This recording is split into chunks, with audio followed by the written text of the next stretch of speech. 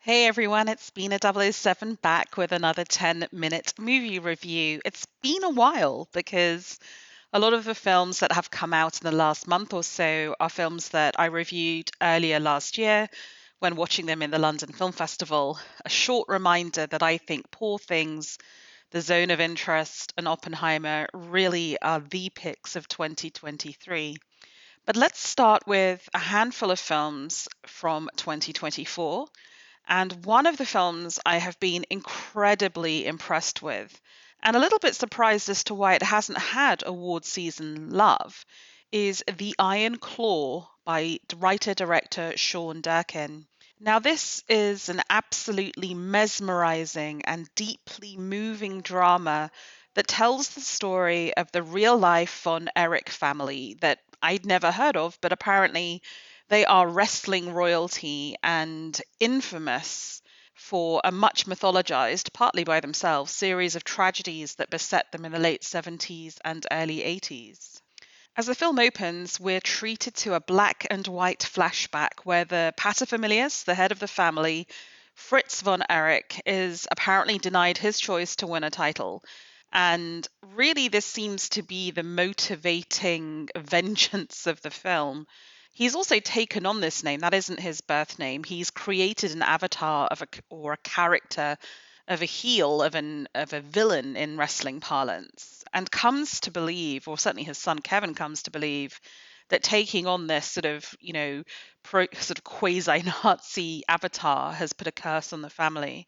But really, what this story is a tale of toxic fatherhood, and the idea that this father, who has many sons, effectively tells them very simply, I rank you in preference order. I do not love you all equally.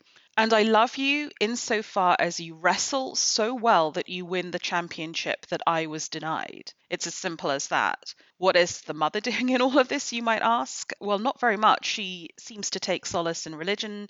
She is very subservient and quiet. The actress playing her, Maura Tierney, who you'll know from ER and The Affair, has really one good scene in which she can express some emotion, but really, this family is absolutely steered by its father. The lead role in the film is the son, Kevin von Erich, as played by Zac Efron. And really, I do not understand why this is not a performance being nominated for Oscars. It's a performance of great vulnerability and physical prowess. And it reminded me inevitably of Mickey Rourke in The Wrestler, which was a performance that was Oscar nominated. Efron, who's already pretty buff, he bulked up for this role. There's an opening shot of him that really interrogates his body, every vein, every muscle, this machine that he has created for himself.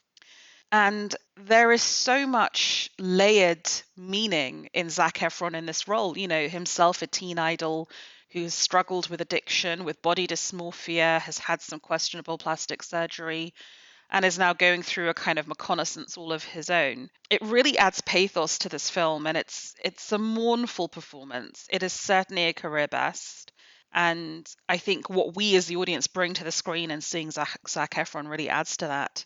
And really, when you think about it, the parallels between Hollywood and wrestling are painful and, very obvious when you start really thinking about it. The pressure to perform, the extreme body mutilation, creating a body that will sell an avatar, that will sell merchandising, that will be commercial, the substance abuse, the verbal abuse, the toxic Svengalis. I mean, it's all here, right? It makes total sense. But Kevin wants to play that game, right? He's so enthralled to his father that he is going to be a wrestler and he is going to try and please his father, which is all the more tragic because actually the next in line brother, David, is the one that his father ends up preferring because David has a big personality. And as we learn in wrestling, to be successful, you have to be articulate, you're a showman, you've got to sell the character. David is played by the British actor Harris Dickinson, who you may have seen in The Triangle of Sadness with this brutal black satire that I loved from, I think, two festivals ago.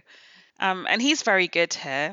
And in a sense, both Kevin and David are willing to play the game. They're willing to fight for their father's affection But really, it's a beautiful portrayal of sibling affection as well as rivalry. The brothers have to parent themselves. Like, if you want to find love and affirmation in this family, you're not going to get it from your mum and dad. You're going to have to get it from each other, from the brothers. So Kevin, then David, and then the next two sons, I think, are where the tragedy really strikes because neither of them really want to wrestle at all. The first is Kerry.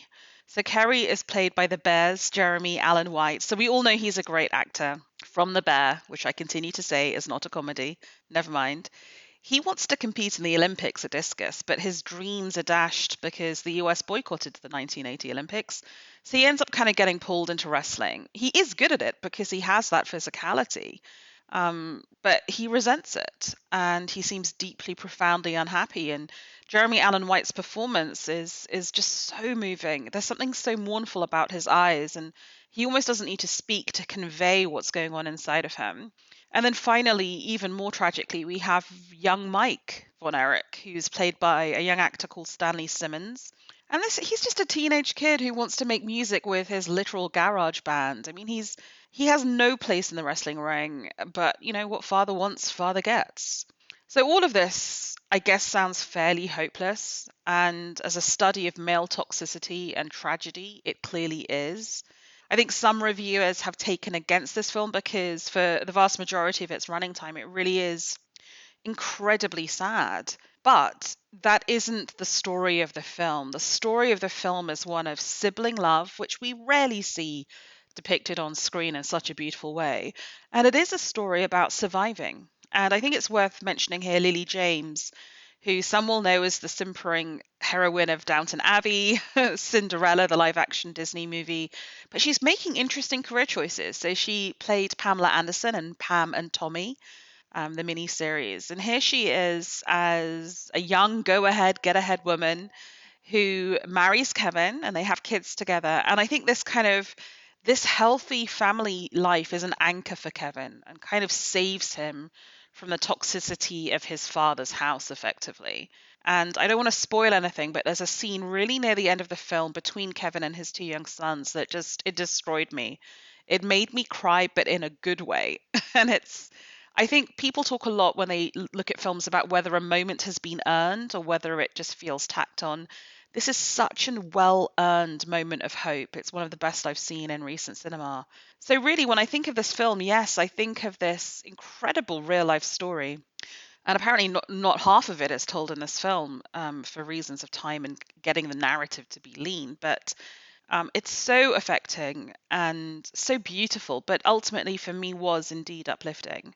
And I just want to give massive kudos to Sean Durkin, the writer and director, for creating such a beautiful film. The way in which he recreates late 70s and early 80s small town America is so loving, but also so funny.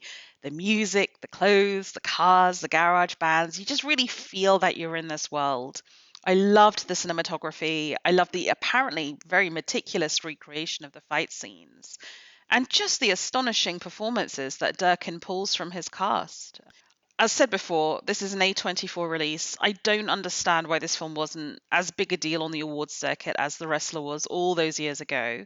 It deserves all the plaudits and all the success. I really hope it finds its audience.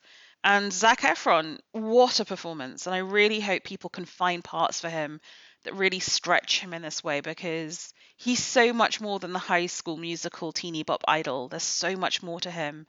And I really hope we see that through the remainder of his career. The Iron Claw is rated R and has a running time of 132 minutes. It is on global release. Meanwhile, you can find me, Bina007, on Threads, which I have moved to from X, and you can leave a comment on the blog at bina007.com or leave a comment on the YouTube channel. Thank you so much for listening.